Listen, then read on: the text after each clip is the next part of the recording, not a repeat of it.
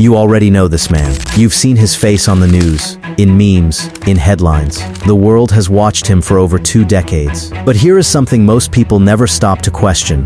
Vladimir Putin, the man who controls the largest country on Earth and one of the most powerful nuclear arsenals in human history, officially earns just $112,000 a year. That is his reported salary. That is what he wants the world to believe. But the truth hiding behind that number is worth $1 billion.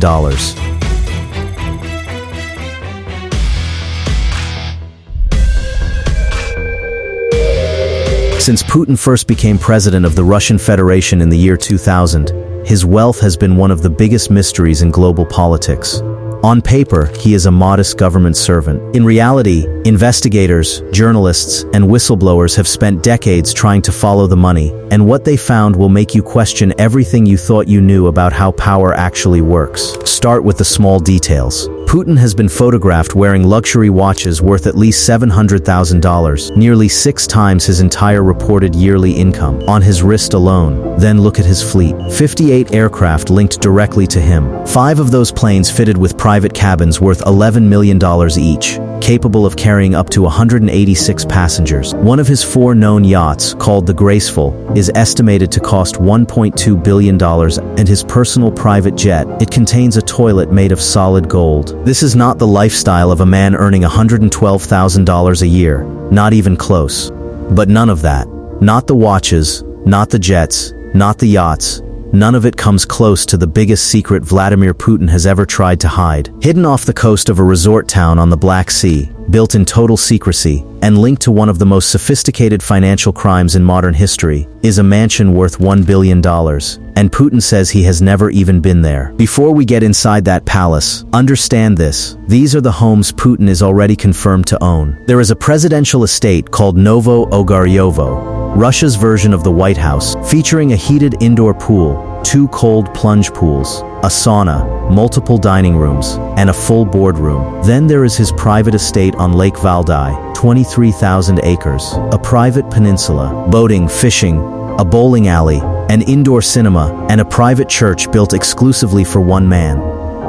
These are the properties he admits to. They are extraordinary, and they are nothing compared to what comes next. Putin's Palace.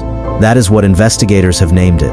Tucked into 40 acres of forested mountainside on the edge of the Black Sea, the structure was deliberately built to resemble the grand vacation estates of 18th century Russian nobility. Massive stone columns, arched courtyards, regal facades stretching across the entire hillside. The main entrance is flanked by Roman-style columns leading up to a grand elevated patio. The entire perimeter is surrounded by a wrought iron fence, with solid gold accents. And sitting at the very top of that fence is a large gold imperial eagle, the symbol of Russian imperial power, above a secret home that officially does not exist. From the outside alone, 79 windows look down into a perfectly manicured formal garden, trimmed hedges, a grand fountain, arched walkways, and sitting on the roof, 3 separate helicopter landing pads, all 3 normally occupied. Very little of the interior has ever made it to the public.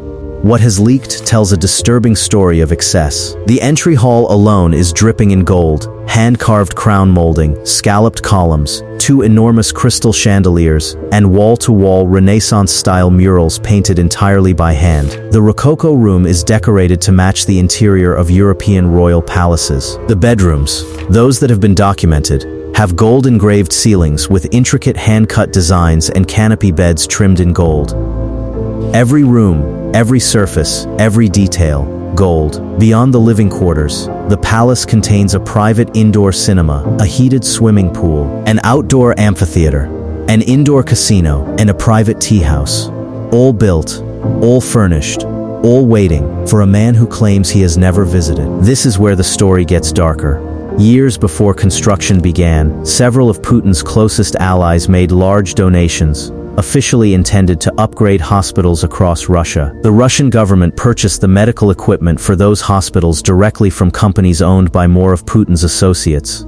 Those companies sold the equipment at heavily discounted prices. The difference, millions of dollars in unreported savings, was never deposited into any public account. It moved through offshore networks, through shell companies, through layers of financial cover, and it ended up financing the construction of this palace. The operation was given an internal name, Project South. Near the end of construction, a whistleblower came forward. His account was specific.